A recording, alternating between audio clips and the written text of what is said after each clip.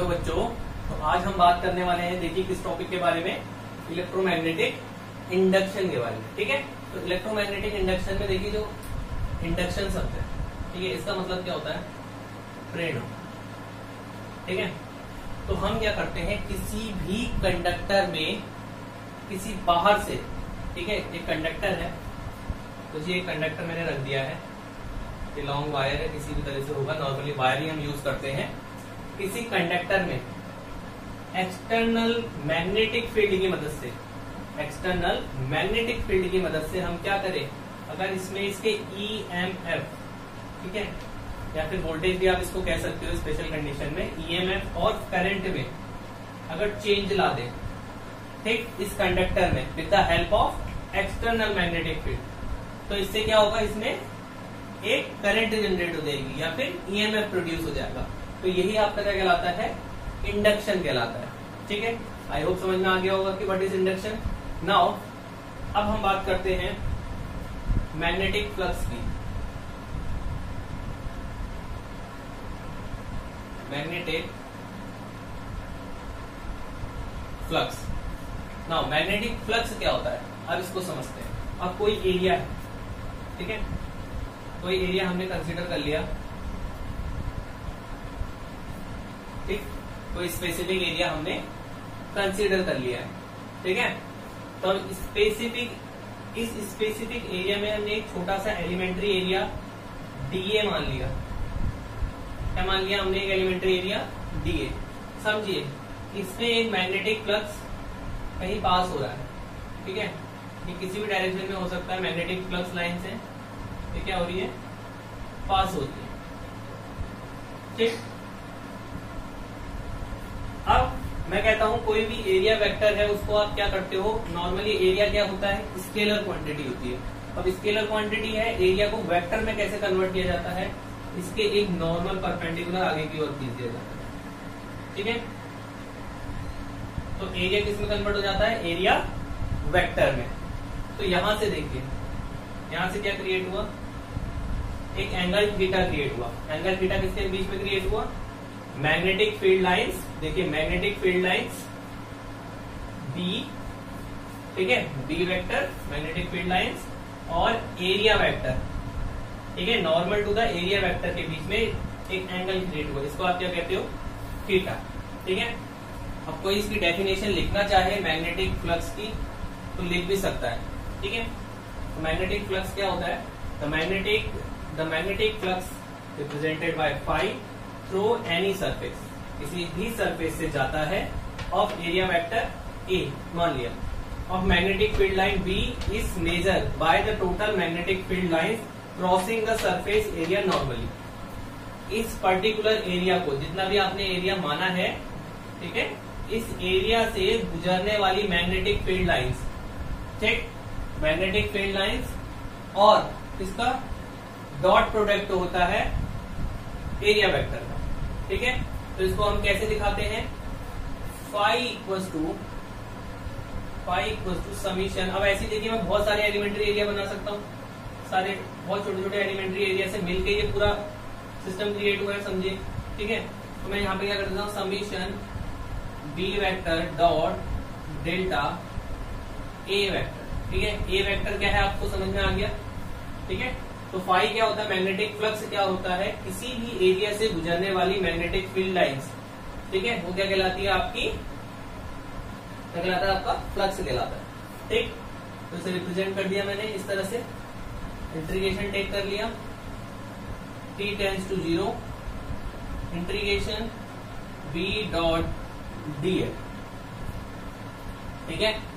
तो यहां से B डॉट dl, अब ये हटेगा तो कितना आ जाएगा, कितना आ जाएगा, B dl cos थीटा, ठीक है।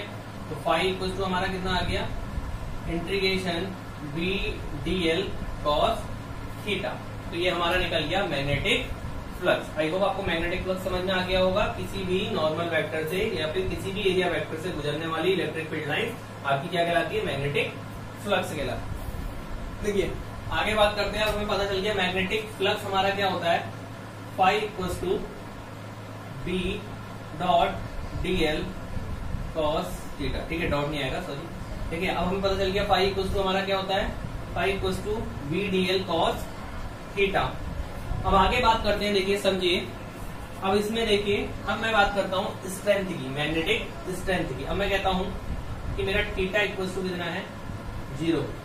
तो उस केस में ठीक है, तो फाई इक्वल्स टू कितना हो जाएगा, इंटीग्रेशन। अब मैं यहां से देखिए क्या करता हूँ, इसको लिख देता हूँ बी एल लिख देता हूँ। ठीक है, integration of dl equals to L.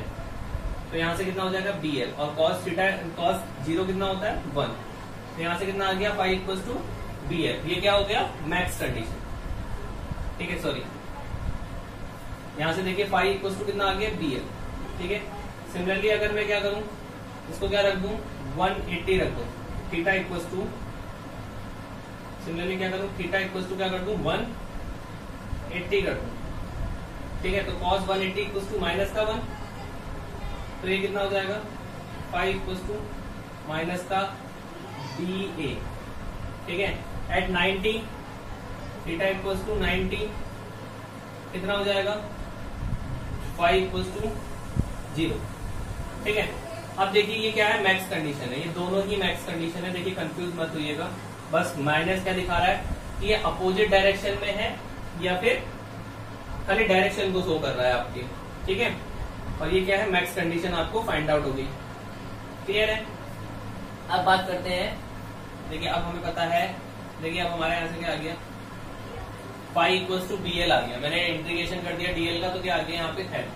तो अब मैं यहां से क्या लिख सकता हूँ, b इक्वल्स टू कितना हो जाएगा, phi upon L.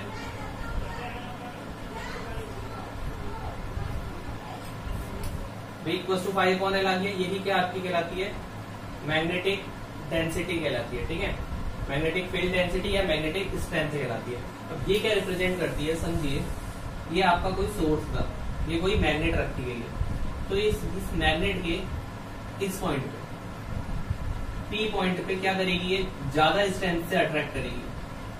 Q point पे क्या करेगी, थोड़ा कम उससे अट्रैक्ट करेगी ये मैग्नेट। ठीक है, तो ऐसा क्यों, देखिए ऐसा इसलिए, अगर ये मैग्नेट है तो इससे बाहर की ओर फील्ड लाइन निकल रही होंगी।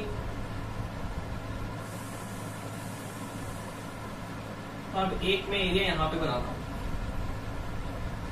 ठीक है, एक एरिया में यहाँ पे बनाता हूँ। ठीक, अब समझिए, ये सोर्स है आपका, तो इससे जो गुजरने वाली फील्ड लाइंस है इस एरिया से, ये दोनों इससे गुजरने वाली क्या होंगी, ज्यादा होंगी। कुछ टाइम बाद में से थोड़ा दूर रख दूं तो फील्ड लाइंस जो गुजर रही होंगी क्रॉस सेक्शन एरिया से, वो क्या हो जाएंगी, कम हो जाएगी। तो ये स्ट्रेंथ क्या हो गई आपकी, जैसे जैसे दूर जाते हैं आपकी मैग्नेटिक फील्ड स्ट्रेंथ डिक्रीज होती है। हमारी यूनिट होती है मैग्नेटिक फ्लक्स की, वो होती है वेबर, और जो मैग्नेटिक स्ट्रेंथ की यूनिट होती है वो होती है वेबर पर मीटर, और दोनों ही क्या होती हैं आपकी स्केलर क्वांटिटी होती है, ये याद रखिएगा। लॉ, ठीक है, अगला टॉपिक है हमारा फैराडेज लॉ।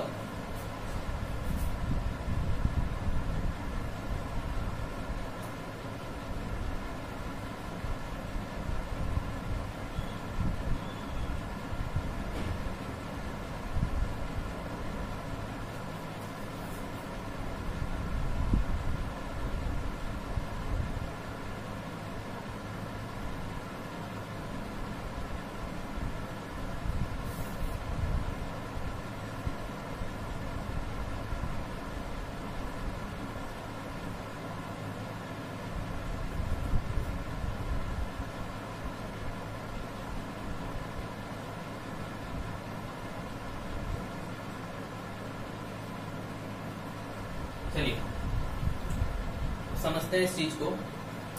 देखिए फैराडेज लॉ पढ़ने से पहले उसका एक एक्सपेरिमेंट है फैराडे का, वो समझ लेते हैं। देखिए फैराडे ने क्या किया, एक मैग्नेट, बार मैग्नेट को एक कॉइल के पास से गुजारा। ठीक है, नॉर्थ इसका साइड जो था ये कॉइल के पास को ले गया, तो कॉइल में जो डिफ्लेक्शन हुआ साउथ की तरफ देखने को मिला। ठीक है, और जैसे ही मैग्नेट को दूर ले जाया गया, ठीक है, जैसे ही मैग्नेट को क्या किया गया अगले केस में दूर ले जाया गया, तो डिफ्लेक्शन क्या हुआ, इसको अपोजिट देखने को मिला। वहीं अगर जब मैंने क्या किया, साउथ पोल को ले गया, तो डिफ्लेक्शन क्या दिखा, अपोजिट दिखा, नॉर्थ की तरफ। और जैसे इसके दूर ले गया तो डिफ्लेक्शन इसके अपोजिट देखने को मिला, जैसे मैं इसको पार ले गया। तो यही इसने एक्सपेरिमेंट किया पहले आपके फेराडे ने, उसके बाद इसी एक्सपेरिमेंट को उसने ऑब्जर्व किया। तो ये होता क्या है, हम जैसे ही मैग्नेट को एकदम ले जाते हैं मोशन के साथ, ठीक है, तो मैग्नेटिक फील्ड लाइंस में चेंज आता है, और इसी चेंज के कारण क्या होता है, ईएमएफ और आपके इंड्यूस करंट जनरेट होती है किसी भी कॉइल में। ये चीज समझिए, ठीक है।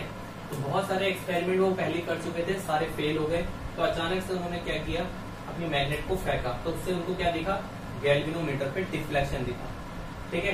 तो यहाँ से हमें पता चला, देखिए हमको पता है कि हमारी इलेक्ट्रिसिटी से क्या होता है, मैग्नेटिज्म जनरेट होता है, ठीक है। इलेक्ट्रिसिटी से क्या होता है, मैग्नेटिज्म जनरेट होता है।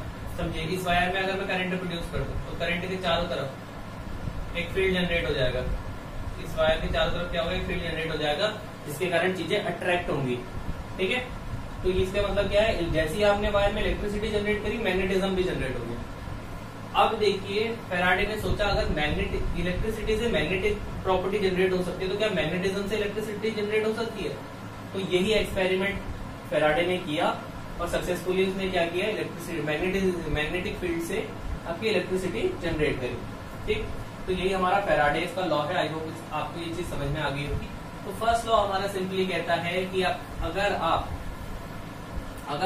क्या करें, मूव करवाएं कॉइल को, ठीक है, अगर आप कॉइल को मूव करवाएं तो इस मोशन ऑफ कॉइल के कारण, ठीक है, मोशन ऑफ मैग्नेटिक फील्ड के कारण चेंज इन फ्लक्स जब जनरेट होगा, तभी आपकी इंड्यूस ईएमएफ जनरेट होगी। तो आप इसको लिख भी सकते हैं, ये जो लिखना चाहे वो लिख भी सकता है। हमारा फर्स्ट लॉ क्या है, फर्स्ट लॉ हमारा क्या है, द इंड्यूस ईएमएफ, मतलब इंड्यूस ईएमएफ या फिर ये करंट तब तक जनरेट रहती है, इसमें करंट तब तक देखने को मिलेगी जब तक इसका मैग्नेटिक फ्लक्स चेंज होता रहेगा, ठीक है। अब समझिए, एक कॉइल है, ठीक है, आपने इस कॉइल के बीच में कहीं मैग्नेटिक एक बार को फंसा दिया, ठीक है। तो आपको कोई भी क्या दिखेगा, डिफ्लेक्शन देखने को नहीं मिलेगा गैल्वेनोमीटर में, ठीक है। तो आपको कोई भी डिफ्लेक्शन देखने को नहीं मिलता है।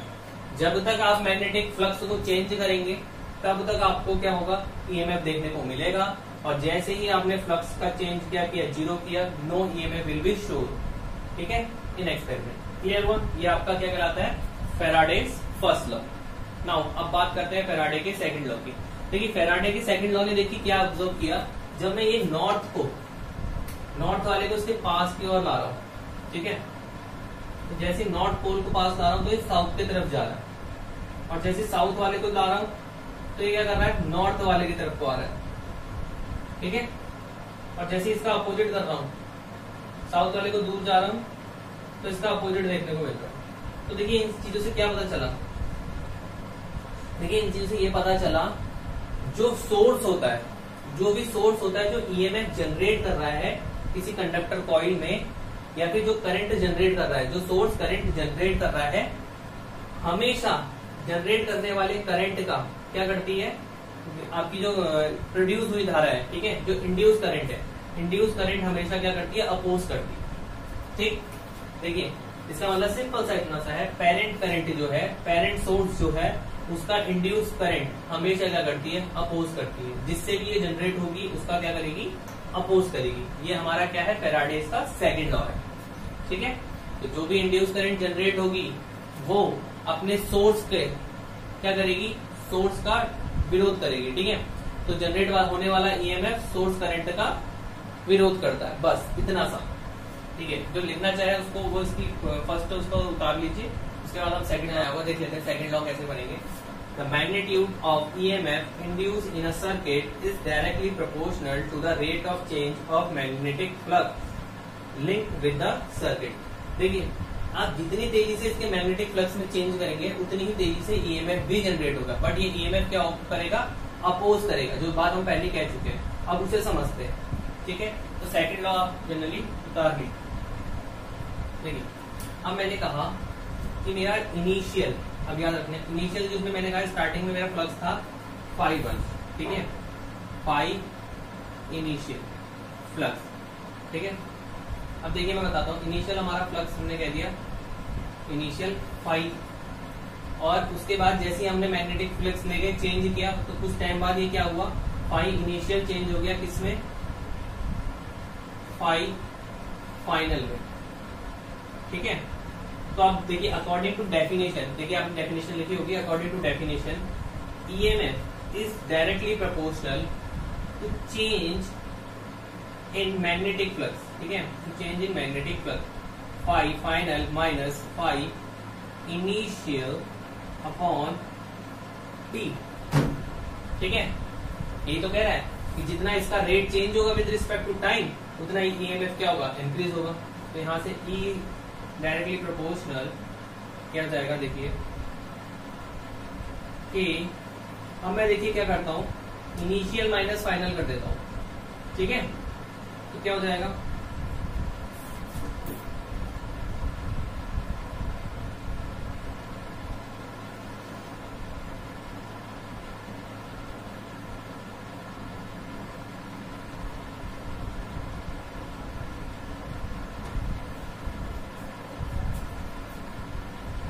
Phi F minus phi initial upon T, directly proportional constant आ गया, यहाँ पे डायरेक्टली प्रोपोर्शनल हटा देंगे, इक्वल लगा देंगे।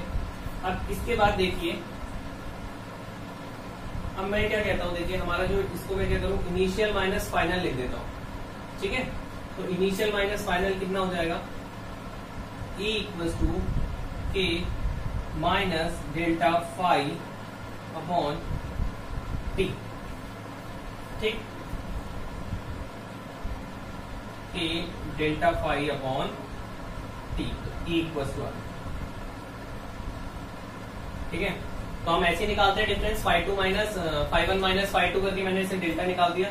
अब देखिए माइनस साइन यहाँ पे क्या रिप्रेजेंट कर रहा है कि जो इंड्यूस करंट जनरेट हुई वो अपने से जनरेट, जिस भी सोर्स से वो जनरेट होती है उसके हमेशा अपोज करती है। ठीक है, जो ईएमएफ इंड्यूस ईएमएफ होता है वो हमेशा सोर्स करंट का या सोर्स का हमेशा विरोध करता है, ये याद रखिएगा। ये माइनस साइन से ये शो कर रहा है और ये एक्सपेरिमेंटली हम प्रूव कर चुके हैं।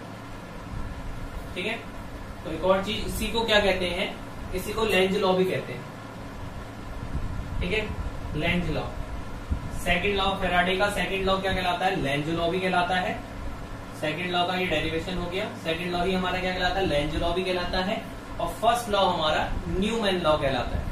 ठीक है, ये याद रखिएगा, ये दो चीजें कभी न्यूमैन लॉ या लेंज लॉ की तरह आ गई तो याद रखिएगा फैराडेज का फर्स्ट और सेकंड लॉ लिखना है। आई होप आज का लेक्चर आपको समझ में आया होगा, आज का लेक्चर आप सभी को समझ में आया होगा। ठीक है, चलिए अब अगले लेक्चर में